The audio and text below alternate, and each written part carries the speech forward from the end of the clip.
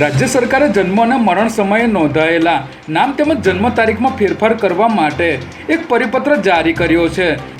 જેના કારણે હવે જન્મ અને મરણ નોંધણી અને જન્મ તારીખમાં સુધારો સરળ બનશે. રાજ્ય સરકારે જન્મ મરણ અંગે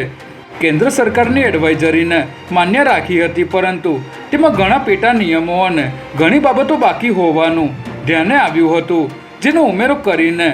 નાગરિકોની મુશ્કેલીને હળવી કરવા રાજ્ય સરકાર દ્વારા નવું જાહેરનામું બહાર પાડવામાં આવ્યું છે. નવા જાહેરનામા મુજબ નામમાં ઉર્ફે શબ્દનો ઉપયોગ કરી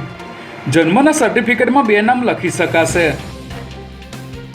હાથમાં હથિયાર લઈને બર્થડેની ઉજવણીનો વિડીયો વાયરલ થતા વાડજ પોલીસે 4 લોકોની ધરપકડ કરી છે, જેમાં સોશિયલ મીડિયામાં 2 દિવસ પહેલા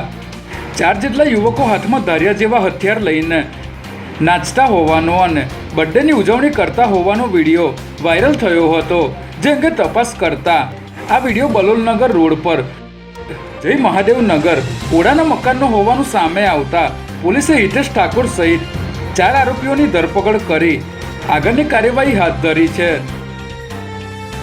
અમદાવાદના પાનકોર નાકા વિસ્તારમાં આવેલ રમકડા માર્કેટમાં ગતરોજ રાત્રિના સમયે ભીષણ આગ ફાટી નીકળી હતી, જેને પગલે આસપાસના વિસ્તારમાં અફરાતફરીનો માહોલ સર્જાયો હતો.